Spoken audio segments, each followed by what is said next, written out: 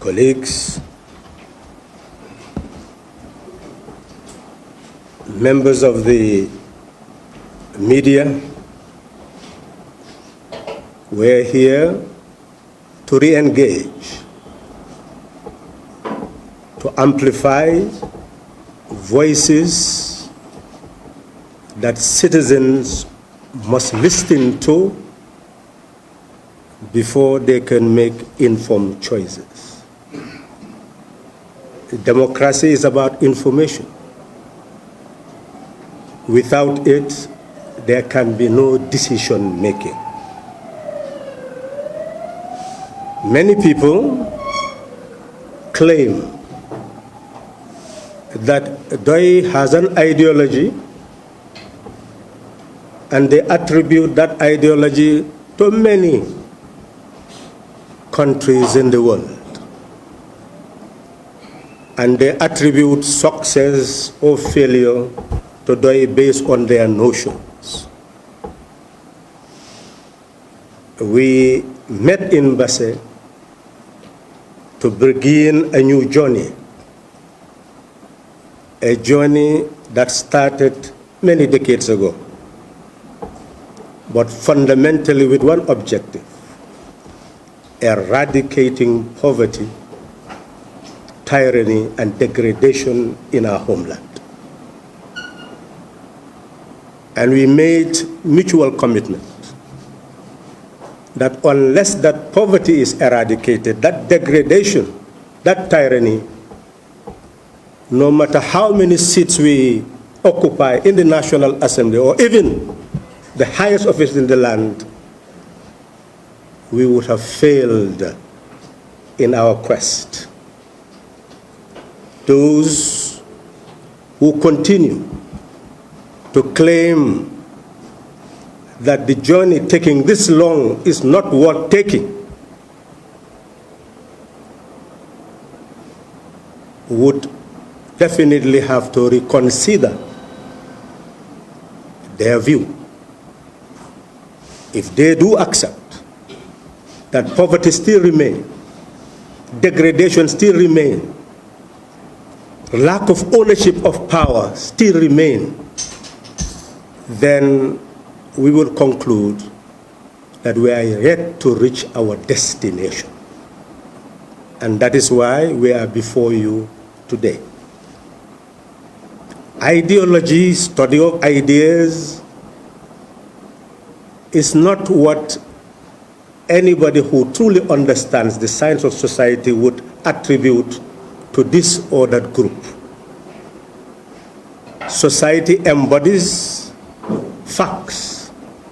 Facts we have to study scientifically to understand before we can map out which direction society should take to be able to eradicate the poverty, degradation, and tyranny we sought to combat. You will hear people saying that Gambia is a private sector-led country. What are the facts? And this is what DOI is all about. It speaks the language of facts. If you do your inquiry, like DOI has, they will tell you your banking system, the net foreign assets of the banking system is about 9 billion. The domestic, about 22 billion. How much is going to the private sector? 28%. So where is the private sector that should generate employment for the youth to have employment? It does not exist. DOI did not emerge to fight a private sector. DOI emerged to eradicate poverty. And that is why we had to develop policies capable of addressing poverty. Today, we are convinced that the ideas we have is what constitute the system change that will change the trajectory in this country. And that is why we are here to share those ideas. We are convinced that an economy which depends entirely on importing everything that we are consuming, and look at the basis of the importation of rice alone, and you will see exactly what we are talking about. You look at what we are producing in terms of rice. 67,000 tons of rice is what we are producing, when we need, as we are importing, 200,000 tons. Currently, the bill on rice alone is over 2 billion. And we are capable of producing rice.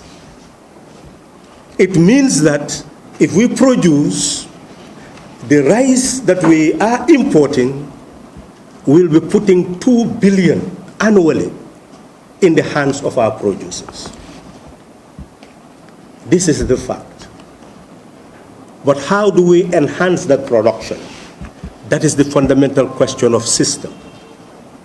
Some people are telling us that in other countries like the United States, few farmers are capable of producing all that the country needs in terms of wheat and grain. That is true. But if few farmers own all those plantations, where will the rest of society go? Can Gambia emulate that? That's the fundamental question. Could we allow just few people using tractors, machinery of the highest type, to own the rest of the land in order to produce the over 200,000 tons that currently we need? Over 140,000 tons that we end up importing. If we do that, where will the rest of the farmers go if we agree that over 70% of the population depends still on rural agriculture? That is the challenge. Do we give the land only to a few and they engage in large-scale production? Or do we have a system that will enable those farmers to continue to own their land and still enhance production? That is the question DOI had to confront. And our answer is, we will ensure that those farmers retain their family farms and are still given the capacity to produce what is necessary for us to consume, so that the 2 billion will be in their hands. That is what DOI policy is all about. How is that going to take place? That is the fundamental question. Bank, 9 billion, 22 billion in assets. They need to invest. These are commercial banks. We are saying commercial banks should invest in the private sector and build up the productive base of the economy and generate employment according to their capacity. But because their production is unpredictable, because you cannot force banks to invest where they will not gain profit, you will not be able to plan any economy based on those banks. That is why we are convinced that a state which this year had a budget of 28 billion in 1 year must begin to be a productive state. And that productive state must ensure that those farmers will have the resources they need to be able to produce on a large scale. We are saying, therefore, that there must be state-owned enterprises, and some of the people talk about Singapore. Go and read what is happening, what has happened in Singapore. Within 20 years after 1965, Singapore had a state sector with state-owned enterprises that facilitated the development of that country. We are saying that we need a cooperative bank where foreign banks may do whatever they want to do in terms of investments or foreign investors, but we must have a productive state with a cooperative bank where sovereign national wealth will be invested so that they will be able to give the fertilizer, the seed, the farming implement that the family farms need to cultivate the rice, the coos, whatever grain they need in order to be able to produce what we need. So in that respect, our country will begin to eradicate poverty. And the rural economy will be a cooperative economy, meaning that each village will have a consolidated fund for the village, just like the district, just like the region, just like the nation. And into that consolidated fund will be paid taxes from the village, but also with a developed productive base. Those people who are in that particular village will be able to contribute quotas for development. Development such as providing milling machines, providing certain simple implements, labor-saving devices that will prevent our people from continuing the type of drudgery that exists in all parts of our country, where you find women daily using 20 gallons to draw water 35 meters, 45 meters, more than that, daily from wells. How long will those people be able to survive? Such back-breaking task is what DOI aim to eradicate. So we are convinced that with that cooperative economy, that plan, you'll be able to ensure each year what could be done to improve roads, hospitals, medicine, and all other things that may be needed. So in essence, what we are saying, what each village needs in terms of drugs will be calculated based on demand. What it needs in terms of water will be calculated. Everything that it needs in terms of services will be calculated. Then the village capacity will be examined. The district capacity will be examined. The national capacity will also contribute to district and village so that constantly the nation serves the villages and the villages will serve the people. This is what DOI calls socialism. It's a cooperative economy where our collective wealth, and no one doubts that, we are the owners of the Gambia. That is why we have a republic. The land, the sea, the air belongs to us. So essentially all the wealth, whether it's terrestrial, whether it's marine, whether it's atmospheric, belongs to the Gambian people. The role of government is to be able to tap it and ensure that it serves the welfare of the people. That's what socialism is all about. We are therefore saying that under the current government, under the past two governments, there is the ocean with all the marine life.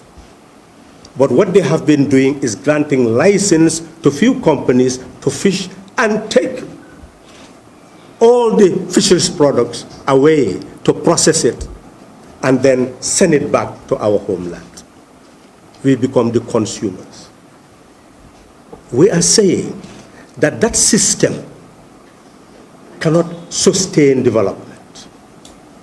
We are saying, therefore, that you must have a fisheries corporation that is public owned, that will invest resources to buy fishing vessels, trawlers, that will go out at sea ensure that Gambians become captains, become sailors, fisher folks, work, sell it abroad, gain foreign exchange, process it on Gambian soil, generate employment. We are convinced that that is how our marine life can ensure employment for our citizens and eradicate poverty in our country. That is our policy. That is socialism. It's taking the productive public base, productive wealth of the state, and ensure that it serves the people entirely and consequently eradicate their poverty. You know and we know that minerals are available. Oil has been, prospecting has been done. But for how many years? What could be discovered could have been discovered. But because of neglect, our resources are yet to be known. Because prospecting has not been done with the efficiency and determination that it should have. We knew that under the previous regime, they were mining. Nobody knew what. And we raised questions in the National Assembly. It is recently that we are being told but that another company is actually doing the mining and paying royalties. Where is the public corporation that is established to establish some form of partnership with whatever private corporation exists that may be bringing the machinery? You have to quantify the cost of that machinery, what part it plays in the mining, what shares you are supposed to give that company, which will be a fair share, what is the national share, we the owners of what is being mined, and what share that our corporation should have. Therefore, in the mining process, annually, we can guarantee that this sum of money is going to be allocated to our consolidated fund, and that fund can be prescribed precisely to go into the cooperative bank to ensure the horticultural gardens will be given fertilizer, seeds, farming implements, so that they will produce the tomato we need, the onions we need, even to export all those horticultural products. This is the type of system that we are talking about. We call it socialism.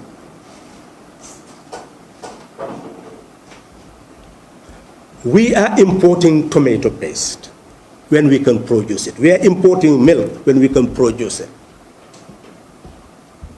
We are importing onions when we can produce it.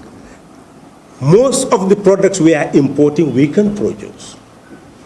We have fruits, but do not have the drinks. We still import those drinks. We are saying it is that processing of our raw materials that will ensure value added, and that will generate employment, and that will generate foreign exchange, that will ensure import substitution. What you are importing, instead you will be exporting. That will enhance the quality or the value of your currency. This is how a state should function. And this is what PDOIS intends to bring to the Gambia. And that is why we talk about system change, because what we are saying has not happened yesterday, and it's not happening now. And we have not seen any political party that has articulated precisely what we are articulating.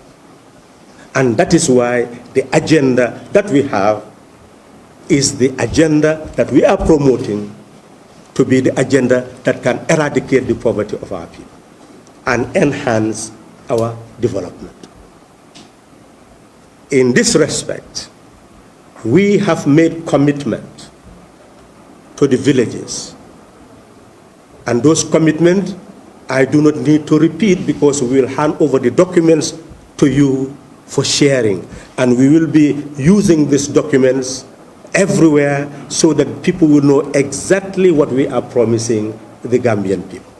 And through your questions, we'll also be able to answer, so that you know concretely what we are saying. We are ensuring that villages will no longer go through the drudgery of using what has always been used, pestles, in order to get what is flour.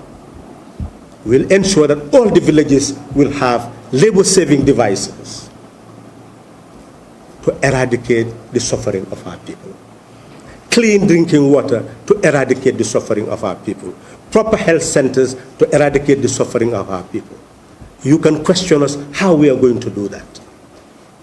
But we have shown you the cooperative economy, that you must have a productive base. You go to any village today, none of them even have a village council or a treasury. It does not exist. So how will they develop? That's what DOI intends to bring. And into that treasury, the villages will be able to have their own productive base. Land that is not being used by any family. The villages will get loans from the cooperative banks to be able to work as a village on those farms. And the earnings from those villages will go into the consolidated fund of the village. If it is a fishing village, aquaculture will be utilized, and the village will be given the funds that it needs by the cooperative to get all the means that it needs to use that the water to be able to produce the fish that they need, so that in that sense, what is earned will go into the consolidated fund of the village to provide water, to provide hospital, to provide nursery school, to provide the basic things that the villages do not have, and the state, from production of minerals, from oil that may be found, from this, the fishing that is done, all the sovereign national wealth will be utilized to ensure equalization grants, and through that equalization grants, you'll make sure that all those who are falling behind will actually move forward. Therefore, there will be proportional development of society. This is what we are talking about. Members of the press, we met in Basse to sum up DOI's experience since 31st July 1986. We made a comparison that ANC was born in 1912. It managed to rule South Africa in 1994. Why? Because there was appetite, which had to be fought, leading to the incarceration of people like Nelson Mandela. Even though he was in prison, he was still seen as a symbol of national unity. Because there are tribes, still tribes, there are tribes in South Africa. So if you leave the society, and apartheid struggled to divide the South African people. And in that sense, if they were left, they would have never been liberated. Like ANC, DOI realized that after 1994, Gambia had changed completely. The parties that had emerged of the First Republic were mainly banned, and they had to move into coalition building in order to try to survive. Even though they established the UDP coalition, they could not succeed by 2001, and they started to disintegrate. And because of the disintegration of that coalition, all of us know about the NCP separation from the coalition in 2001, and eventually the same for PPP, for NAM. So it started, the coalition started to shatter. And it is at that moment that DOI started to show a trajectory that can maintain national unity, so that we can effect what has already been said by the chairperson. We can effect a change at the top, a change of government. The anticipation, as we have said in Basse, was that that change will be political. Political in the sense that those who effect the change will no longer consider their individual political parties. They will see the coalition as a national liberation movement. A national liberation movement comprises people from different sectors with different aims and different objectives. But they come together for a purpose. And that was the purpose that gave rise to Coalition 2016. A national liberation movement which eventually effected the change. Following that change, we needed to build the national instruments and institutions. That is why we saw the need for constitutional reform, for institutional reform, ensuring that there is justice which will be substantive justice and restorative justice, where people who have done wrong will admit what they have done, and society will see the wrong done, and those who have been victimized will see that what has been done to them has actually been admitted, and eventually leave them to decide whether they would want further reparation or whatever means to ensure that the wrong done to them is actually remedied.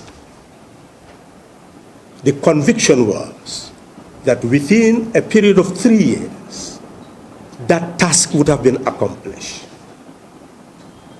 And the country will move to its first phase of democratic existence since it became a republic. It was our conviction that by all parties accepting to work together as a national liberation movement to build the instrument, institution, and normative practices of our country, that we will build a country fit for purpose.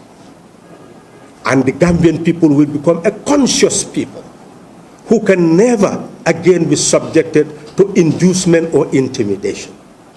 They will vote to select their leaders based on the policies and programs put before them. It was anticipated that those who combined to establish the coalition would work together to build that nation, and consequently can claim the victory of the period and will start on a level ground to seek the mandate of the people. We believe that that is the way we thought we could move to be able to consolidate democracy and give Gambia a new start. We've told the meeting in Basse that women would have made a new start, because the constitutional transformation, as we DOI fully support, that you should have 50-50 in all institutions of representation. But to move toward that process, you start with the 30% equalization on the basis of gender through proportional representation, and then move gradually before even the end of one term to the 50% margin in the next following election. That is the conviction. We could have achieved that. It will be a program to discuss how to eradicate discrimination against women.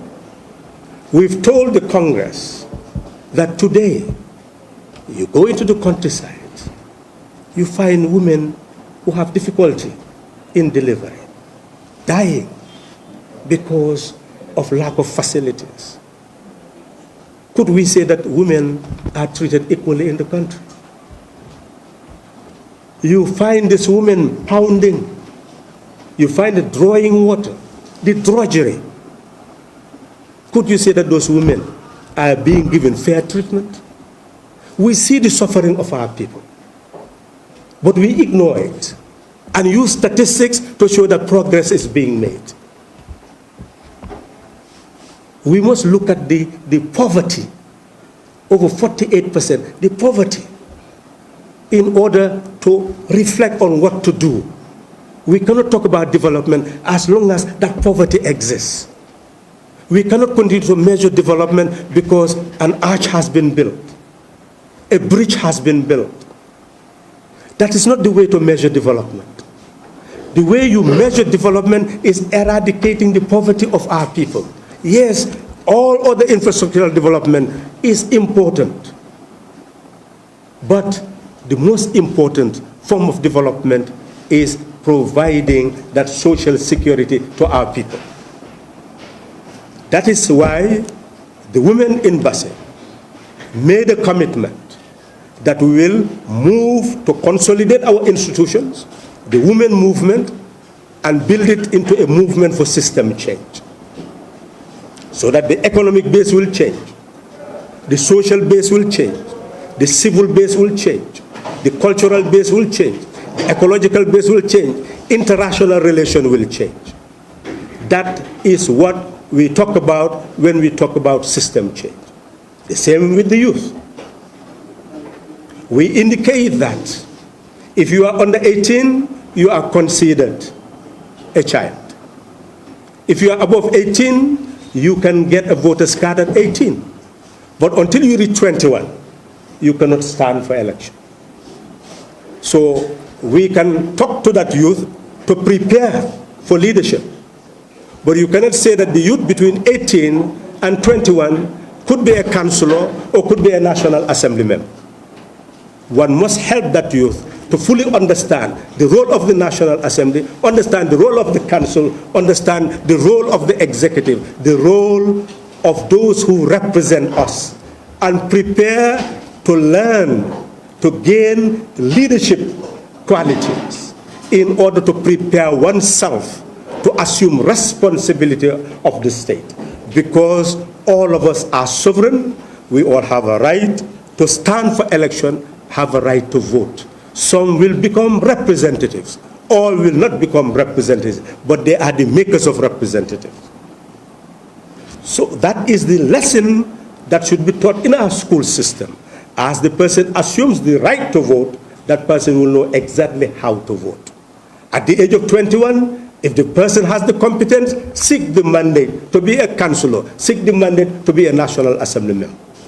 But under the current situation, unless you are 30 years, even if you are above 18 to 21, and from 21 you can be a National Assembly member, but up to 30 you cannot be a president.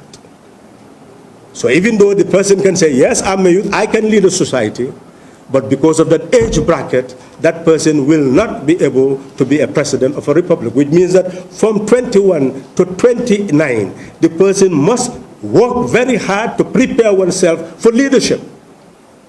So by 30, the person was fully prepared to handle any responsibility in society. Therefore, by that bracket, society, through our school systems, through political parties educating their membership, through citizens being educated, you come to a point where you continue to lower the age of those who are competent to be able to carry out any responsibility in life. We will say then, we told the youth, that at the age of 30, you have gone beyond the age of a youth. 18 below, children. 18 to 29, youth. 30, you are there to save society. It is your duty as a voter to save society. It's your duty as a leader to save society. Compete for it. So the dexterity of your mind, this dexterity of your principles, have the clarity, have the sincerity, develop the competence to win trust and take charge and lead. That is the message that Doi gave in Basse to the Doi youth and to the youth of the nation and the children of the nation. We left Basse fully prepared to prepare the party for system change and to prepare the country for system change. All the institutions of the party are now charged. The political bureau is charged. It has responsibility to provide the political literature that will help build citizenship education, membership education, leadership education.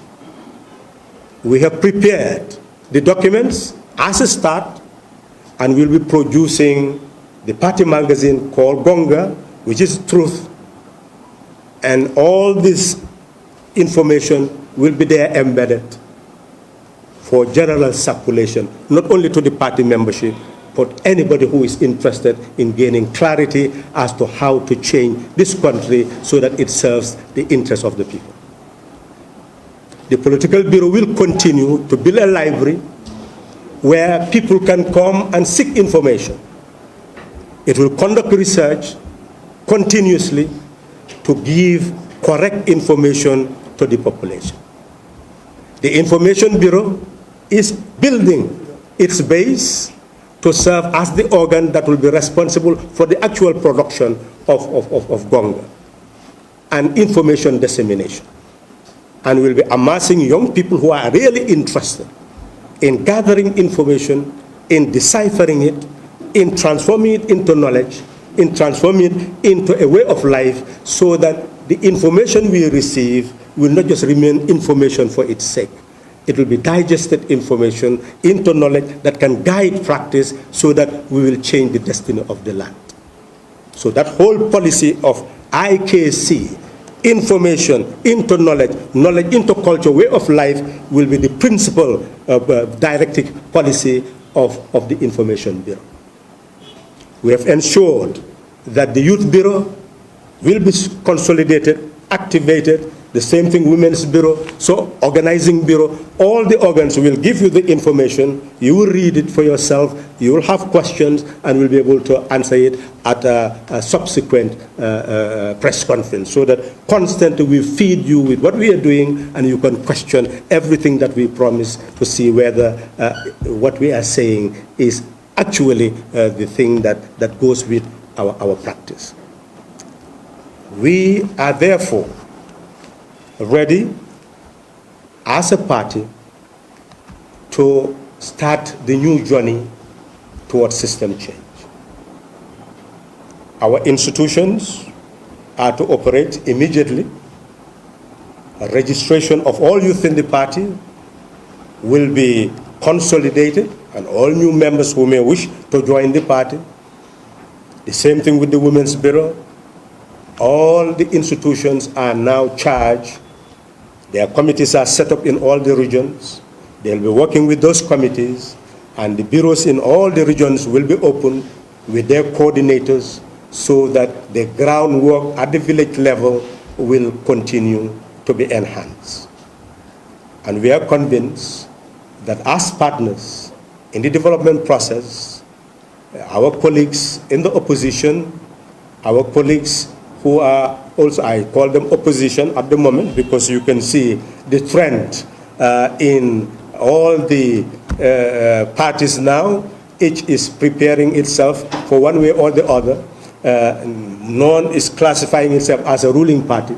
So let's see that then all these parties, one way or the other, is moving towards the direction of preparing for an alternative plan for the country.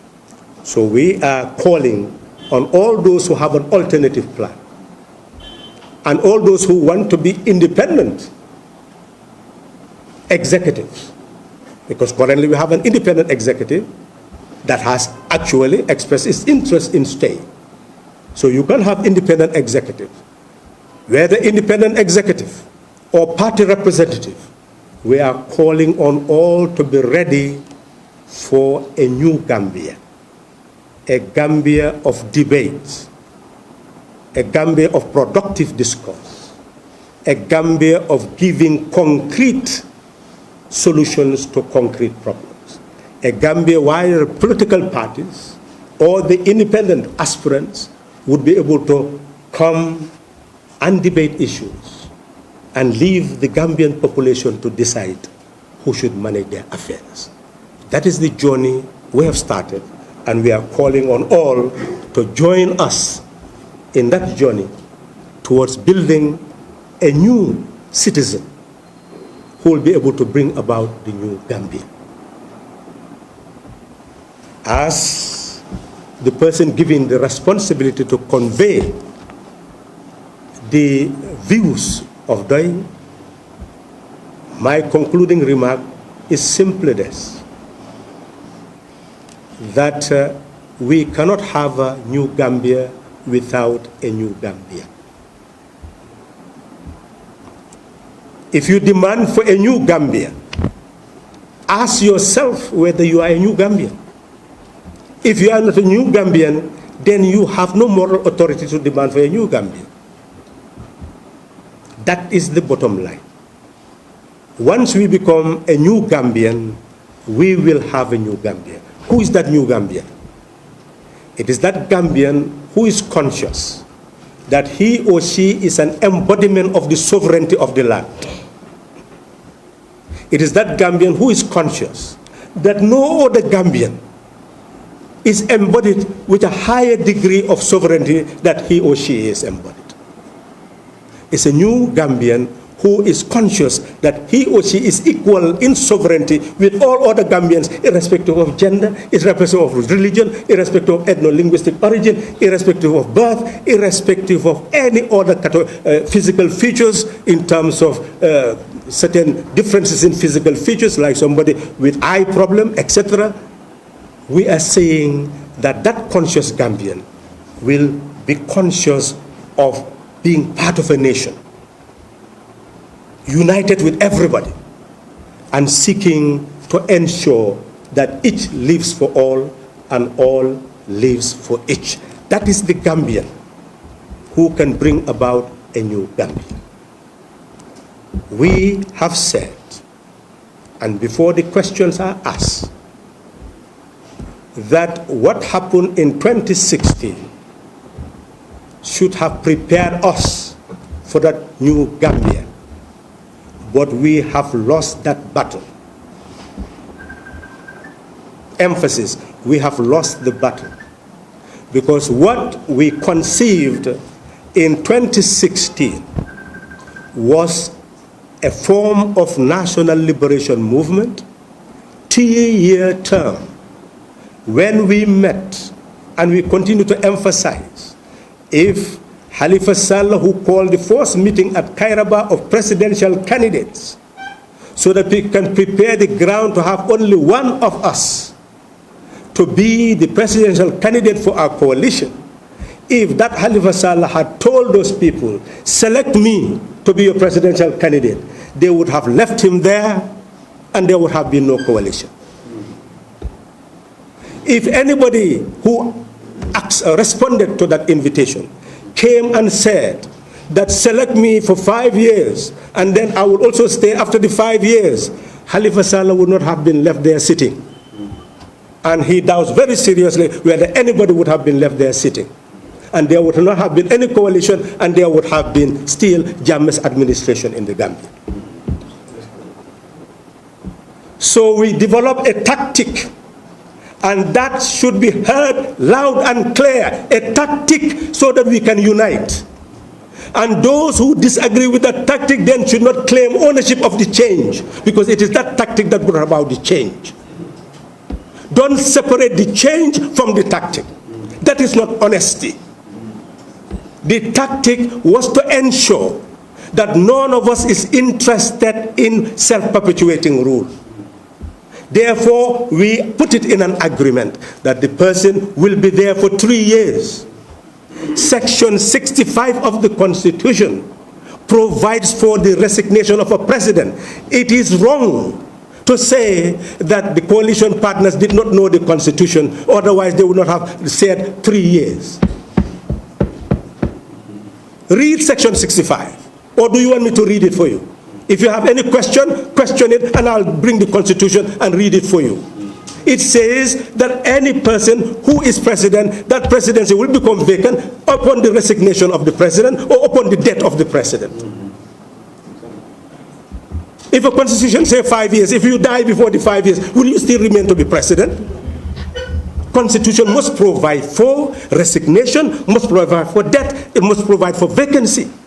And it does. And we realize that. That is why we said the person who will be there for 3 years. Why? Because that endeared the person to the electorate after 22 years of self-perpetuating rule of the Second Republic and 30 years of self-perpetuating rule of the First Republic. This would have been an enema major. That is the reason. It will endear the country to its people and to the world. That was the objective. And the whole objective of saying that the person will not contest in the next election is to eradicate incumbency. Everywhere in the world, incumbency is the first way of rigging elections, because it puts you to an advantage. So we say, let's get rid of the advantage. Let's get rid of incumbency. The person will not stand in the next following election. To move further, we say the person will not support any other party after that in the next following election, to ensure that there is real democracy, that there is level ground for multi-party contest. And Gambia Opposition for Electoral Reform, which we constituted before Jammeh left, go and read our demands on Jammeh. It was level ground for multi-party contest. We demanded it from Jammeh. What about us who made the demand? We also included that under the current constitution, if the office of president becomes vacant, the vice president will serve the rest of the term. If the office of vice president is also vacant, the Speaker of the National Assembly will serve the rest of the term. So if we had a plot, then I think we would have demanded that we'll be made vice president, that is the Doi people. We'll demand that make us vice president. If not the vice president, we'll demand make us speaker. I want all honest Gambians now to tell me, if I really sincerely wanted to be Speaker of the National Assembly, and I go to President Barrow, who was working very closely with me, that make me Speaker of the National Assembly, I sincerely believe that he will make me Speaker of the National Assembly. Even if he doesn't make me Vice President, I think he will make me Speaker of the National Assembly. So where is the greed? Where is the hunger for power? Where is the hunger for position?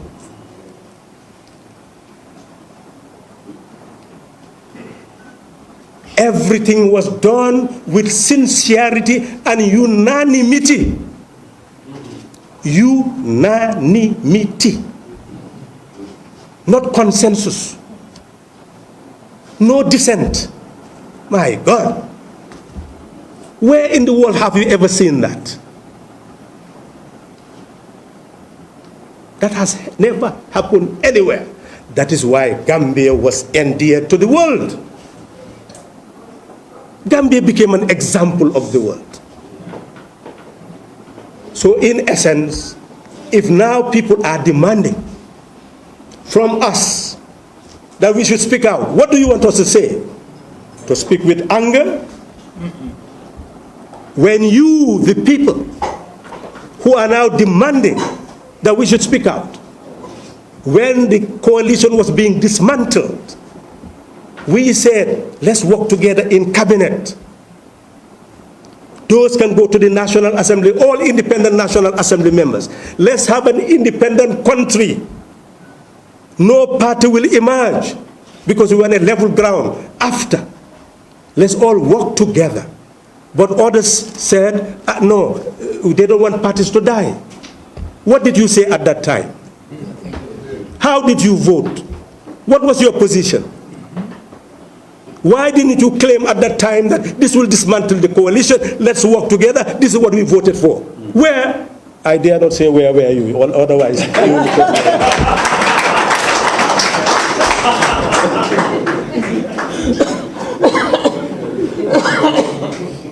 But sometimes the question, what asking?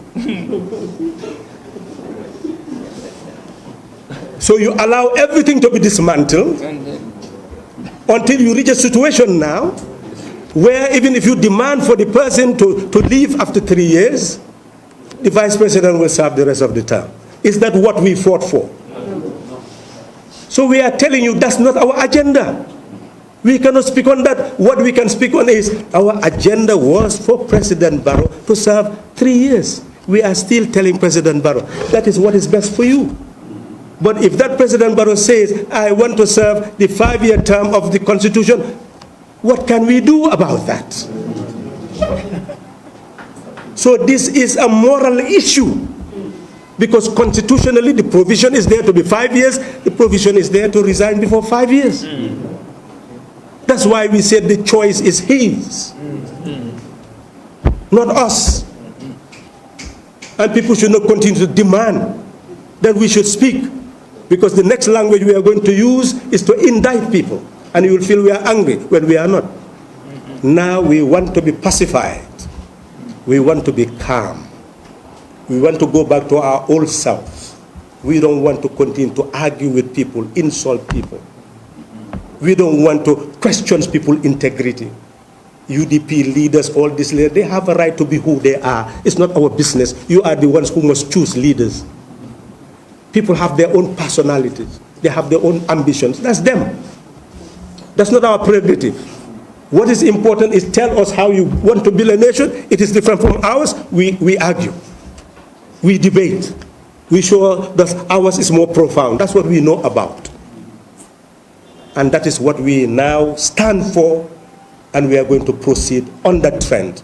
And anybody who does not want to move on that trend, then you are not on the path of DOI. Move to the path. We are all citizens. We have a right to freedom of association and freedom of expression. Those who speak the same language and associate for the same purpose should continue to do so. We are associated to eradicate poverty, tyranny, and degradation. We are united to ensure that our people live in prosperity, dignity, and liberty. That's why we assemble. And forever we will assemble until we get to our graves. That's what we stand for. Thank you very much. We talked about democracy is all about decision making. On the 29th of July, I was at the National Assembly. You put up an argument when this bill came to revise the excise tax. But you have never put in your decision to vote if you say, no, I am in for this, or yes. I'm not sure whether you are quoting correctly. I mean, you said democracy is all about decision. Yes, excise tax. You know, you mentioned yes, the excise tax came to revise it. You were there, you put up your argument. But you were never part of the voting. You left before the decision was taken. I want to know your position. Why normally when such issues come to the National Assembly, you were never part of the decision making, but you will put up your argument. Well, I believe the argument was that it should be reduced. I believe that was the language of the argument. Yes. And I left because the trade unions invited me to go and address them. And I took permission so that I could go and address them. Because already the point has been made that this thing should be reduced. So unless you believe that I should not have seek permission to go and address the trade unionists, well, then that's okay. Maybe you just want to know why I left. I do leave the National Assembly sometimes based on other engagements. Or when the loan, to ratify the loan as well, and the grant, you also put up an argument and you left.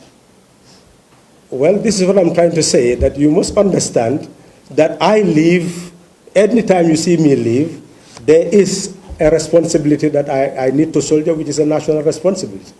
I am sure that if I remember the date and time, I'll be able to tell you exactly what actually happened. But I am emphasizing to you that every time you see me leave, I would have spoken to CDA, and then we would have written a note that give it to them. I'm supposed to carry out and get a permission, and they will wait to see whether really that task needed to be performed. That is the question. You had a preamble that the coalition has been dismantled. That does not have any question. No, that don't have. It's just a comment that you are mentioned. Okay. Yes, yes, you have to have 10,000 registered voters. But I am telling you that we need already the Elections Act is being reviewed. And I believe we have a position that we have actually mentioned. And freedom of association, freedom of assembly is guaranteed under Section 25 of the Constitution. Every Gambian citizen has a right to freedom of assembly, including political assembly.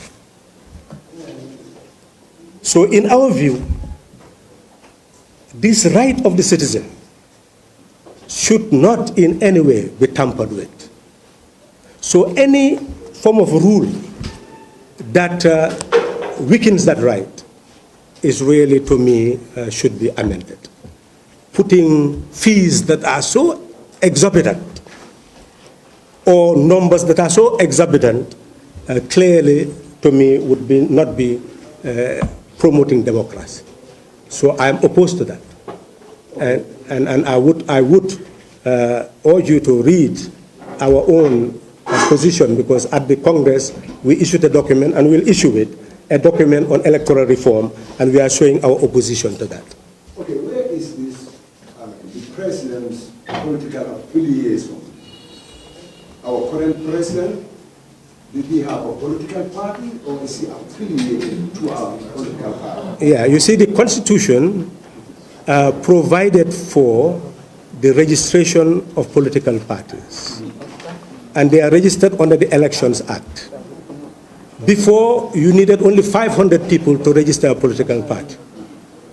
In 2015, Jammeh changed that and increased the registration to 1,010,000 registered voters. He was making it impossible for people to establish political parties. So that is how the issue came. Now, the issue of independent candidates, since nobody, Section 26 of the Constitution, provides that all Gambians have the right to stand for election and to vote, and that this right should not be unreasonably denied. So it means that there is a provision where you have, in the Elections Act, where you can have independent candidate contesting elections. And when the coalition came to fruition, in order to make the president neutral, that is why we all agree that the president will stand as an independent candidate. So did he have a party now as an independent candidate? No. He resigned from his party to become an independent candidate. So right now, he did not accumulate that 10,000 votes to be able to register. No, independent candidates do not need to accumulate 10,000 votes. And I'm saying that read our recommendation. That is one argument that we have used in our analysis for electoral reform. That what will happen is that rather than forming political parties, many people will be driven to become independent candidates, because you don't need, to go and register and get all these things. So it's not rational. My follow-up question, just my follow-up question that pertains to the deportation that happened in the Gambia in 2016. You said deportation? The 2016. I'm a member of the American 45. Yeah. We Yes. had a stop in Dakar. And when I do my investigation since then, I understood that there was no landing permit issued to that flight to land at the airport. Are you aware of that?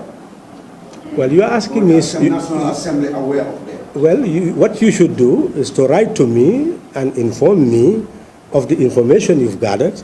Then I will do investigation and come back to you and answer the question. I cannot be aware of everything. I know. Yeah, but you are aware of the signature for this deportation. Well, that's what I'm trying to tell you, that I think you know my position on that, because most of these deputies had, in fact, seen me and expressed their frustrations, and I believe our position is very clear, that governments in Africa must sit down with foreign governments and negotiate, especially after taking over power democratically, that our governments must not allow other foreign governments to increase our problems. So there is need for negotiation. And up till now, we are in that process. Yes, because your letter we have. Yeah, so therefore, please, let's maintain. We are just addressing what you are saying, and my colleagues are in fact stopping me because we are becoming very, very informal, and that's not the best approach. Our position is that we are against the deportation. We believe that government should take a strong stand in talking to these foreign governments so that there will be no unplanned deportation and there will be regular migration. Migration you cannot abolish, but it should be regular. We can negotiate with foreign governments. A week ago, I've been talking to people who are interested in that negotiation. And I'm sure if the Minister of Foreign Affairs, whom we will continue to encourage, meet German authorities in their various states, American authorities, and tell them the real situation of our country and our people, you can engage in all sorts of negotiations. So that it could be seasonal employment, it could be they staying there and getting skills. Many things can be done. And I think the world is ready for that. Yes. Any other media house? Chair. Yes. Can I make a proposal? Yes. I'm proposing that the questions.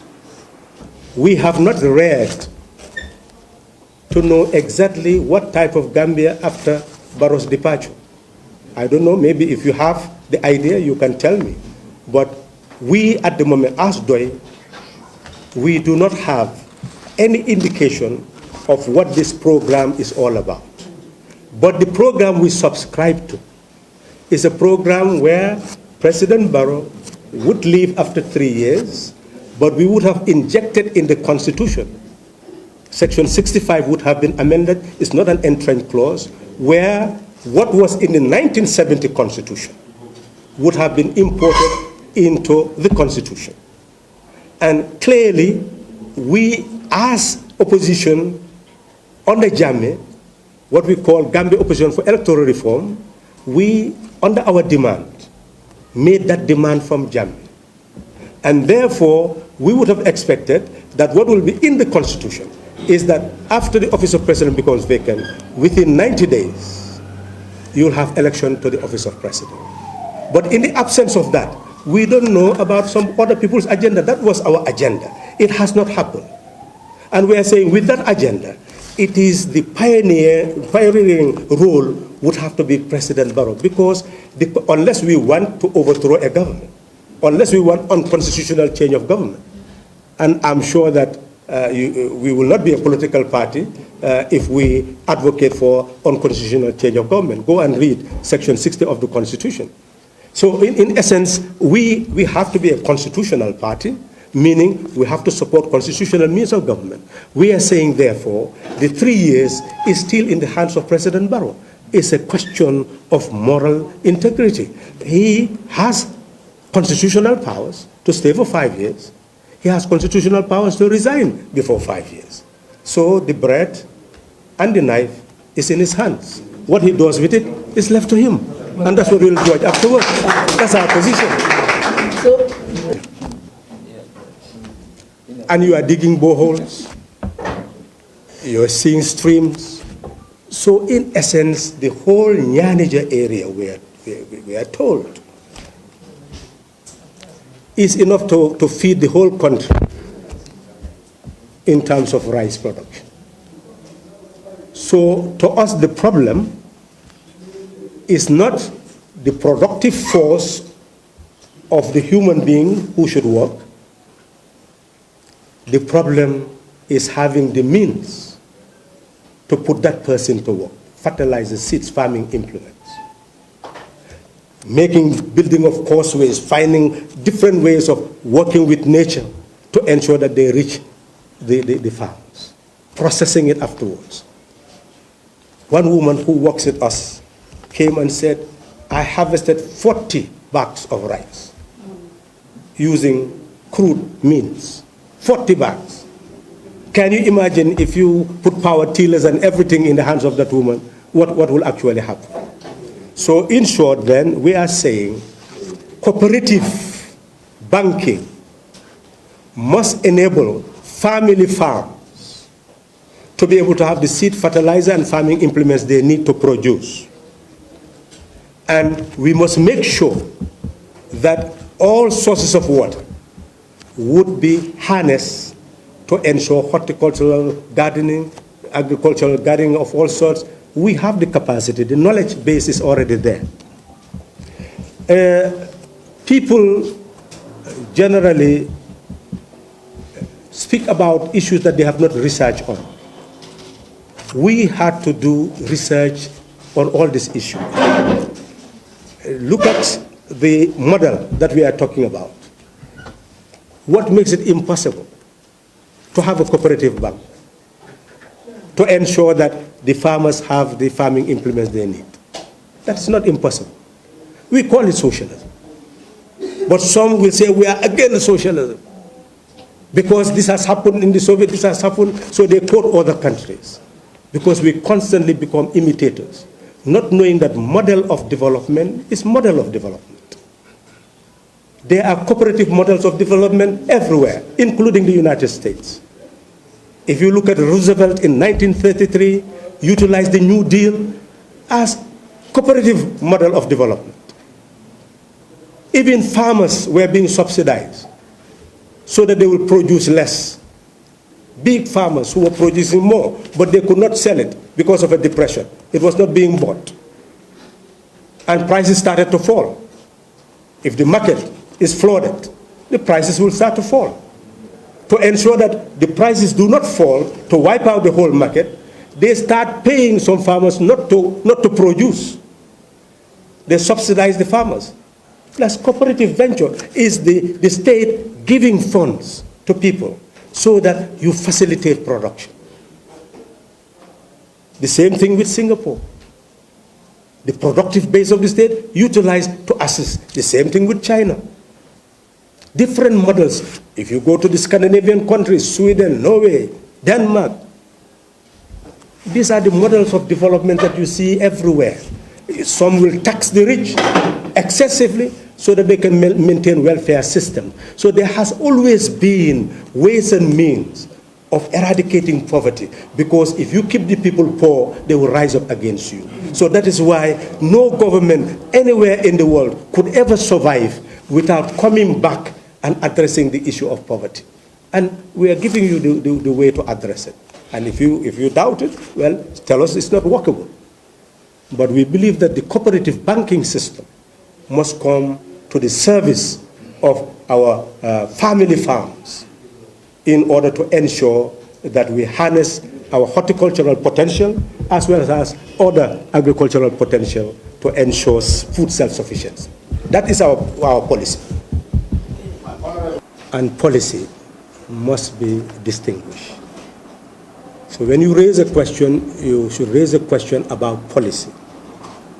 And every DOI member will tell you that we favor the paper ballot than the marble. But no one doubts that it is a challenge. We, as United Front, use paper to vote to select a presidential candidate. So essentially, whatever practice, and Senegal has the same type of demographic characteristics as the Gambia. The same type of people, same literacy level. What do they use? They use ballot. So essentially, this is a culture that you must, whatever you bring, you must educate people, you must sensitize people, you must convince people. And simply that. We don't think that we lack the capacity to educate once the IEC agrees and then the National Assembly agrees to have paper ballot. I'm sure that as a nation we'll be able to educate each other to be able to do so, like all other people. Now, in terms of coalition talks, what was happening was not coalition dialogue. Please. Coalition members were called not to talk about what happened in the past and how to remedy it. They are called for what purpose? I will put that to you to go and ask those who called for the coalition talks, as you said. But DOI distanced itself because DOI is convinced that coalition agreement was a 3-year term and that President Barrow is the only one who should decide on that matter. So why do we meet somebody else to influence President Barrow in any way to make a decision that he should make for himself, especially after he has removed people from offices, etc. So in essence, really, President Barrow was the executive president. If you could influence him, then he will not dismiss ministers and remove them from offices. So really, we did not see any worth in participating in that discussion. Dialogue is a permanent feature of politics. And when issues are relevant, we will sit down with anybody to engage in dialogue. That's permanent. You cannot have politics without continuous dialogue. But it depends on the essence of the dialogue. So if Barrow was to come, if President Barrow was to say, here I am going to call this coalition talks. President Barrow is free anytime to call PDOIS, any representatives or PDOIS, and say, I want to talk to you. But we cannot in any way get into an issue where all the mechanisms of making what we wanted to happen had already been nullified. That's what we are saying. I've given you scientifically the reasons why we talked about 3 years. That has been nullified. And to this day, the Constitution has not been amended to provide for 90 days election. So if you go to talk, what are you going to talk about? Are you going to tell him that leave and somebody else serve the rest of your term? So he can invite us, any individual or the party, and say, I want to talk to you. Then we discuss about anything he wants to discuss about, because he is a head of state. But we are not in the preparation of talking about what has already been nullified. That would be a fruitless discussion. Any other lady or gentleman of the press? Socialism is cooperation, economic based on cooperation. That's what they're calling for. Don't start going and telling us North Korea, Soviet Union. These are people who do not have any thinking to give people. See it as a model, and that is DOI's model. And we can defend it everywhere, before anybody. That is our difference. And don't agree with anybody who says we don't know DOI's policy or it's above the people. The local people are more aware than those people who claim to be from universities. They know our program. Okay, are you done now? Documents, and we are telling you the weaknesses of the current government. You've seen it in terms of fisheries, in terms of mining, in terms of housing. Look at the situation. We are saying you have a social security.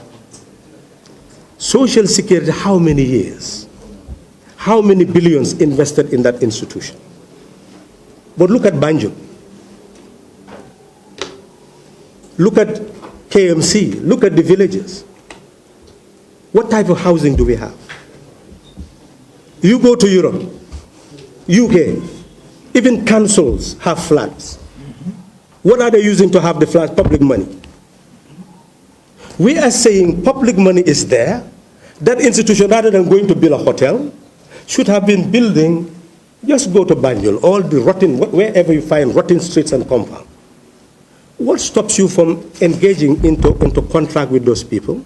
That we want to develop this place. This is the cost of your home.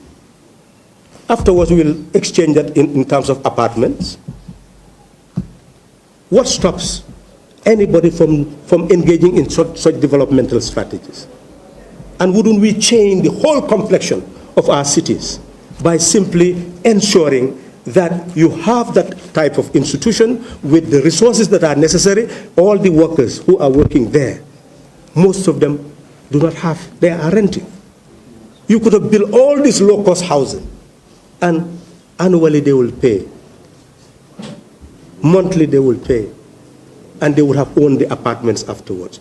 That's what we are saying. We are saying First Republic, Second Republic, various government, the system change we are talking about, that's not the type of system that they have. I don't know what can be more fundamental than that. We are saying we have an alternative system, and we are now going to propagate that system.